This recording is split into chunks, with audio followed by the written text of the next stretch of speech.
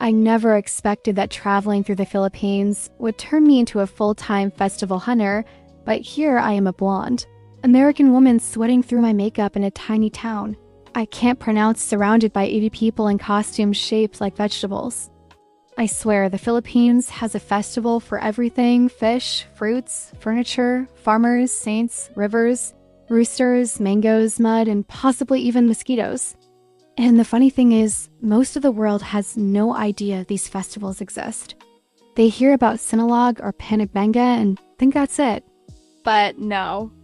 The small towns, the forgotten corners, the hidden barangays, they're the ones throwing the wildest, most unique parties I've ever seen. And I've celebrated 4th of July in Miami. That's saying something.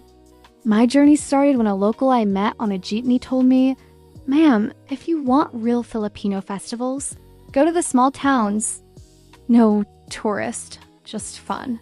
He said it with so much sincerity that I hopped off the jeepney 2 stops early and started researching festivals that barely make it to the internet. And that's how I ended up traveling through provinces I never heard of, attending events that looked like they were planned by a committee of grandmas, teenagers, and one very enthusiastic barangay captain. The first forgotten festival I stumbled into was the Talong Festival. Yes, talong, eggplant. I didn't even know eggplants had fans.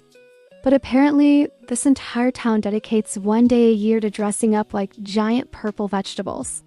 I walked into the plaza and saw a group of teenagers wearing inflatable eggplant suits, racing each other while old ladies cheered and waved purple flags. I'm a blonde American woman trying to look confident, but honestly, I felt like a confused salad ingredient. They even had an eggplant contest, and one grandma fed me her dish like she adopted me on the spot. I swear, Filipino grandmas have this magical ability to turn any foreigner into their honorary grandchild in 15 seconds. But the wildest part? They have an eggplant dance showdown. Imagine 20 people dancing while holding talong. I cannot make this up, and the whole town takes it seriously. I asked one guy, "Do you practice for this?" He said, "Ma'am, 1 month training." I nodded with respect.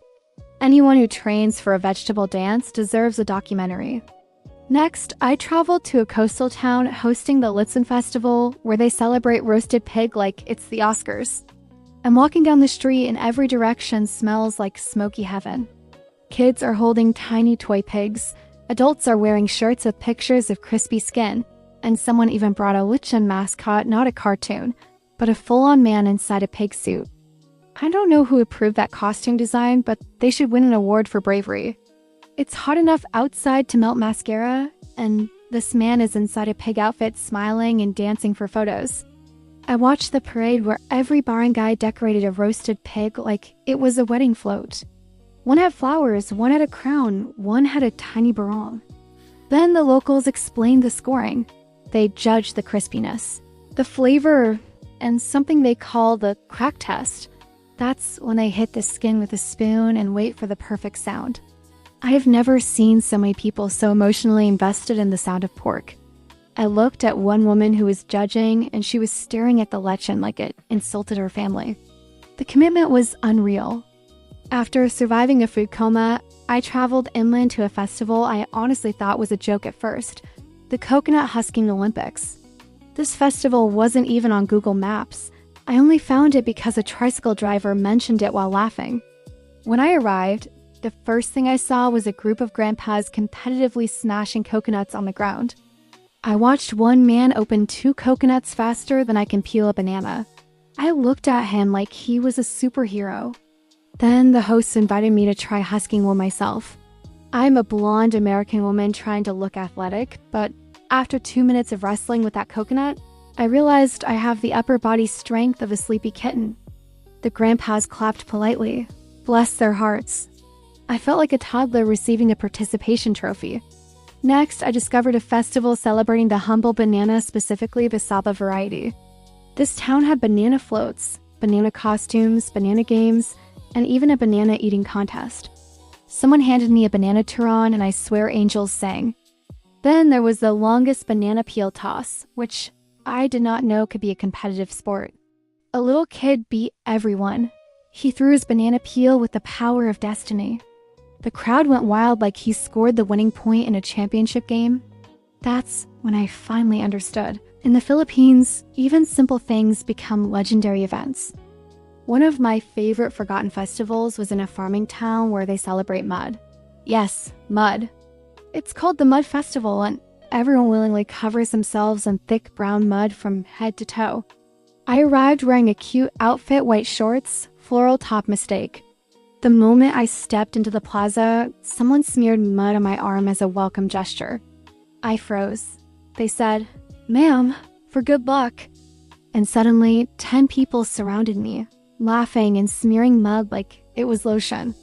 I looked like a swamp creature within minutes, but honestly, it was one of the most freeing things I've ever experienced. No makeup, no expectations, just a whole muddy town dancing to loud music. Even the mayor was covered in mud. If American mayors did that, politics would be way more interesting. Then there was the Pavican Protection Festival, where the town celebrates sea turtles. The vibe here was wholesome. Kids dressed as tiny turtles, local fishermen taught conservation, and the best part was joining a release of baby turtles back to the ocean. As a blonde American woman, I'm used to seeing nature events with strict rules, fences, and guides with walkie-talkies. But here, it felt like a community effort. Everyone was cheering, praying, and shouting, "Go baby turtle." Swim, like they were supporting a marathon runner. One of the funniest festivals I experienced was the Kalachuchi Festival, named after the flower. Beautiful costumes, elegant floats, and one very chaotic dance presentation where someone's floral headpiece fell off and caused a domino effect. Half the dancers tripped, the other half kept going. I tried not to laugh, but the dancers were laughing too. That's the magic of these towns. Everything is imperfect and beautiful. Another unforgettable moment happened during a festival celebrating root crops. They had a camote race where contestants run while carrying sacks of sweet potatoes on their backs. I joined. Huge mistake. I tried to run gracefully, but the sack almost dragged me to the ground. The locals cheered for me anyway. "Go A blonde. Kaya mo yan." I finished last, but the encouragement felt like I had won gold at the Olympics. Some festivals surprised me because of how deeply they connect to history. In one town, they reenacted the life of their patron saint, complete with costumes, props, and a narrator who shouted every line like he was in a telenovela. I saw a guy wearing Roman soldier armor made from cardboard, and honestly, he pulled it off. The dedication was real. Traveling to these forgotten festivals taught me more about the Philippines than any big city ever could. These small towns show the heart of the Filipino spirit: joyful, hospitable, creative, chaotic in the best way, and always ready to celebrate anything. And the facts behind these festivals are real. Many were created to honor local harvests, protect the environment, showcase culture, or build unity. Some festivals date back over 100 years.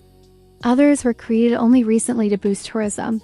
But the common theme is always the same: community. As a blonde American woman exploring these tiny towns, I learned that the Philippines doesn't need huge parades or corporate sponsors to create magic. All it takes is a few costumes, a lot of food, and people who are genuinely happy to celebrate together. Whether they're dancing with eggplants, racing with bananas, diving in mud, honoring turtles, or roasting pigs like beauty queens, there's something deeply authentic about these celebrations. By the time I finished traveling through these forgotten festivals, I realized that every town has its own identity, its own flavor, humor, traditions, and stories. And sometimes the festivals that don't make it to travel blogs are the ones that give you the best memories. I came to the Philippines looking for beaches and famous tourist spots. But I stayed for the small towns that welcomed me like family, the festivals that broke my expectations, and the moments that made me laugh until my stomach hurt. These are the celebrations that tourists miss, yet they re the ones that show the real soul of the Philippines. And honestly, I can't wait to discover the next weird, wonderful, muddy, delicious, chaotic little festival. If another town invites me to race with vegetables or wear a flower costume, I'm saying yes. I came here as a visitor, but after these festivals, I feel like I'm part of every community I stepped into.